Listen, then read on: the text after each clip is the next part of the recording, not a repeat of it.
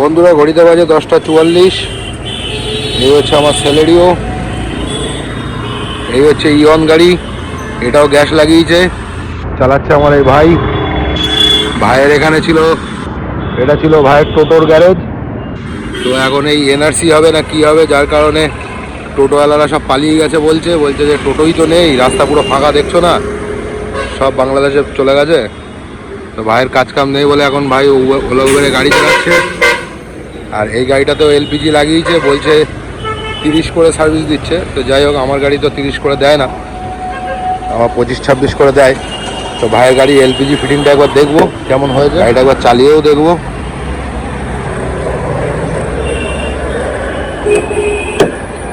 গাড়িটার সিএফটিএফ আছে কদিন পরেই। গাড়িতে কাজ আছে প্রচুর।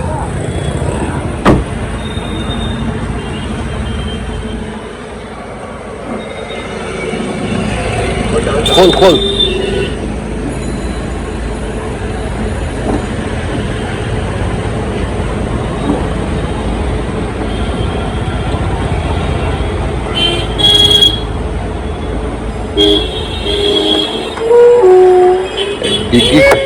ডিগ্গি খুলতে গিয়ে দম বেরিয়ে গেল, আবার ডিগ্গি খুললাম সকার খুলে পড়ে গেল। বাবা পেট্রোল ভরা সব জোগাড় করে রেখেছে নাকি? মানে এতদিন পেট্রোল ভরে শেষ হয়ে গেছে নাকি? গাড়ি ধরা তেল খালি শেষ হয়ে যায়। 39 কেজি তাই না?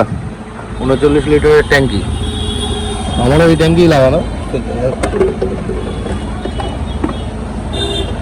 ওটা লাগা, সে ওই ক্যাপটা লাগা, গ্যাসের ওই মালটা ক্যাপটা লাগা, চাবি দিয়ে ওটা খোঁচা মার, আগে চাবিটা দিয়ে ওটা খোঁচা মার। ওটা বন্যাটা খুলতে পারছি না আমরা দুজন মিলে। এই হচ্ছে গ্যাসের লাইন করেছে।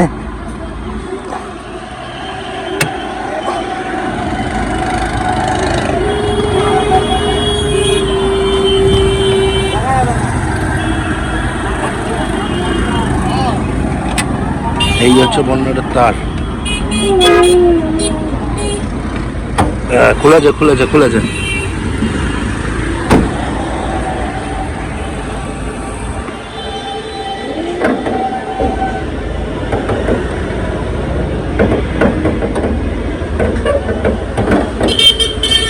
দাঁড়াও, বন্যাট খুলতে গিয়ে আমার দম বেরিয়ে যাচ্ছে।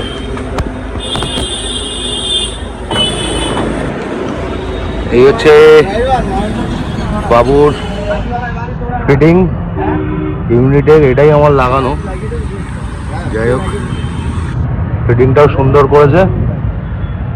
তো চলো এবার একটু চালিয়ে দেখবো। গাড়িটার অবস্থা খুবই খারাপ, যাই বলো। কোথায় যাচ্ছিস? হ্যাঁ, যাও বন্ধুরা, এবার যাবো আমরা ইয়ন গাড়িটা টেস্ট ড্রাইভে। এটাতে তো মোবাইল হোল্ডার সেভাবে আমার গাড়ির মতো লাগানো নেই, তো ভাইকেই দেবো ফোনটা ক্যামেরাটা ধরার জন্যে।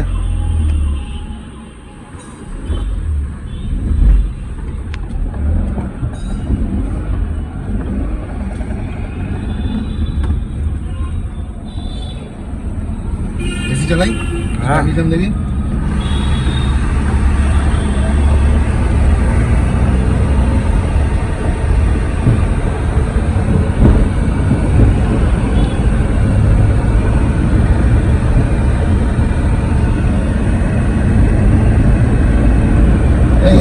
হেভি চলছে গাড়ি।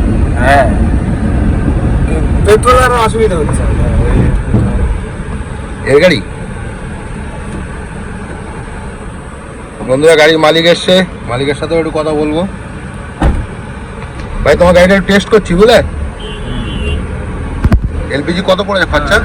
এই যে এইটা, হ্যাঁ ওইটা মানে ট্যাঙ্কি বসিয়ে আর পারমিশন করে 35,000, তাই তো? হ্যাঁ 34,000, 3500 না, 34,000, মানে 14,000 টাকা পারমিশন লাগবে। ঠিক আছে, তাই বলছি তো, তুমি করে নিচ্ছি। আর তোমার শুধু ট্যাঙ্কি বসাতে কত লেগেছে? হ্যাঁ, ট্যাঙ্কি বসাতে কত লেগেছে? 18,500। কোথা থেকে বসিয়েছ? ভিডিও করছো? আরে আমার চ্যানেলের জন্য। ও আচ্ছা আচ্ছা। বসিয়েছ কোথা থেকে? বসিয়েছি হচ্ছে ওই ইয়ের থেকে, আমাদের এটা পীরগাছা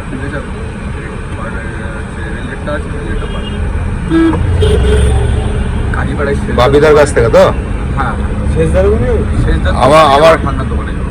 আমার গাড়িতেও সব ওই বাপিদার কাছ থেকেই লাগানো, বুঝলে? বাপিদা হ্যাঁ। ও আচ্ছা বাপিদাকে তো নিচ্ছে না। আমার চ্যানেলের নাম কি? অভি সাবস্ক্রাইব কর। এটা করে দাও ভাই, AM কার ব্লগ। দেখো আরে ঝন্টুদের বাড়ির পাশে বাড়ি চিনিস না?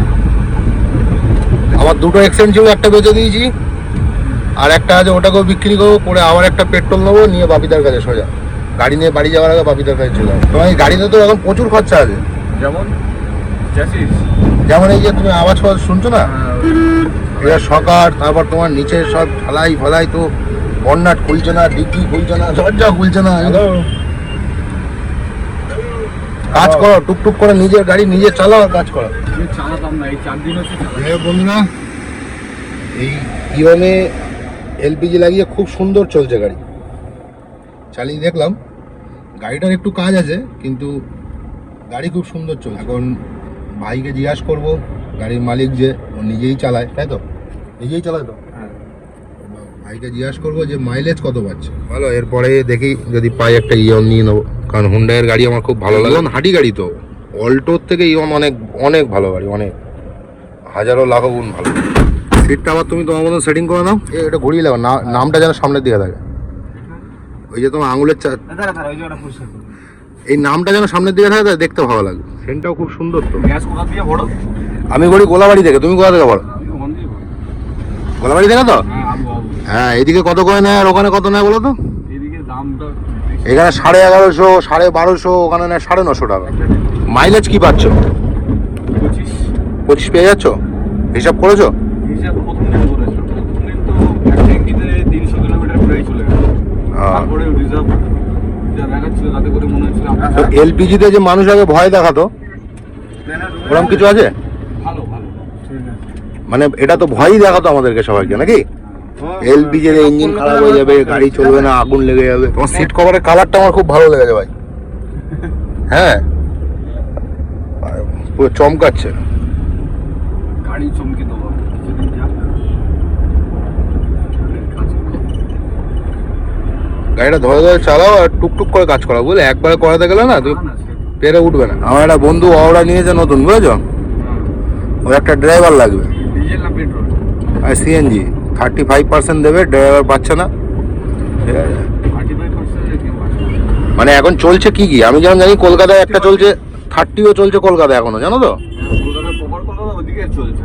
30%ও চলছে, তো আমাদের এদিকে 35%ও ড্রাইভার পাওয়া যাচ্ছে না। আমার একটা বন্ধু কালকেই বলছিল, বলে ভাই একটা 50-50 দিয়ে দিয়েছি, কি করবো গাড়ি ছেলে বাচ্চা। আমাদের গাড়িতে এখন, তোমার গাড়ি আমার গাড়ি যা কন্ডিশন ভাই, আমরা কিন্তু এখন মানে 15 টাকা কিলোমিটার ভাড়া কাটলে আমাদের লস নেই, তাই তো? কিন্তু যারা পেট্রোল ডিজেল গাড়ি চালাচ্ছে এই মার্কেটে এখন, তাদের 20 টাকা কিলোমিটার দিলে মনে হয় যেন কম হয়ে যাচ্ছে। এটা বাস্তব কি না? না না সে তো যেটা আমার সঙ্গে এতদিন হয়েছে আর কি, বুঝেছো? আমার সঙ্গে তো এই 3 দিন আগে পর্যন্ত হয়েছে। তুমি লাগিয়েছো কবে? এই 4 দিন হচ্ছে। 4 দিন। বন্ধুরা, ঘড়িতে বাজে 12টা 4, এখনো অবধি কোনো ডিউটি পাইনি। ঠিক আছে, আর তোমাদেরকে তো ইয়ন গাড়িটা দেখালাম, তো ইয়ন গাড়িটা দেখলে তো আমি যাচ্ছি আবার উল্টো বাড়ির দিকে। তো দেখা যাক, আজকে মার্কেট প্রচুর খারাপ। আমার আর একটা বন্ধু, ওর ওড়া গাড়ি আছে, ও নপাড়া মেট্রো স্টেশন গেছিলো একটা ট্রিপ নিয়ে, তারপর ওখানে বসে বসে ডিউটি পাইনি, রিটার্ন চলে এসছে। তারপর একজন সকাল 5টায় বেরিয়েছে, 5টায় বেরিয়ে 7টা অবধি বারাসাতেই বসেছিল। তারপর ওখান থেকে বারাসাত থেকে 7টার সময় একটা ডিউটি পেয়েছে, কলকাতায় গিয়ে ডিউটি করছে। আমি মোটামুটি 1-1.5 ঘন্টা আগে ফোন করেছিলাম, বললো যে 600-700 টাকার মতো আর্নিং হয়েছে। তো এই কন্ডিশন। আর ইয়ন গাড়িটাও ডিউটি বেরাবে, বসে আছে আমার পেছনে, হয়তো তোমরা দেখতে পাচ্ছ কিনা জানি না। চলো দেখা যাক কি হয় আজকে, আমি তো বুঝতে পারছি না।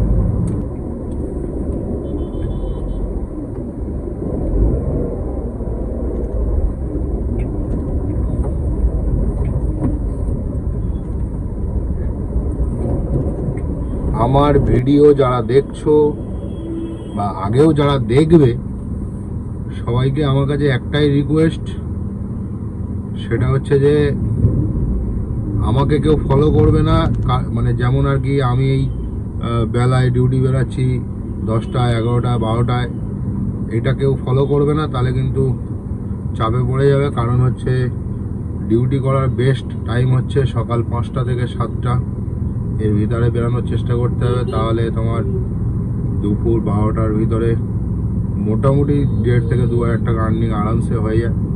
ঠিক আছে, যারাই ভাবছো যে সকালে অন্য কোনো কাজ মিটিয়ে 11টা 12টার সময় ডিউটি বেরাবো, আমি একটা গাড়ি কিনবো, এই চিন্তাধারা করে গাড়ি কিনলে কিন্তু হবে না। ডিউটি করতে হবে ফার্স্ট মর্নিংয়ে, বা আরেকটা টাইম আছে যেটা হচ্ছে সন্ধ্যাবেলা। ঠিক আছে, বিকালে 4টে 5টায় বেরালে রাত্রে 12টা 1টা অবধি 2টো অবধি, মোটামুটি রাত 9টা অবধি মার্কেট থাকবে। তারপরে আবার দুপুরে যেরকম মার্কেট হয়ে যায় ওরকম হয়ে যায়। তো যাই হোক, একটু বুঝে কাজ না করতে পারলে আর্নিং করা অসম্ভব ব্যাপার। সবাই একটু বেশি বেশি করে সাপোর্ট করবে, তাহলে আরও সুন্দর সুন্দর ভিডিও দেওয়ার চেষ্টা করব।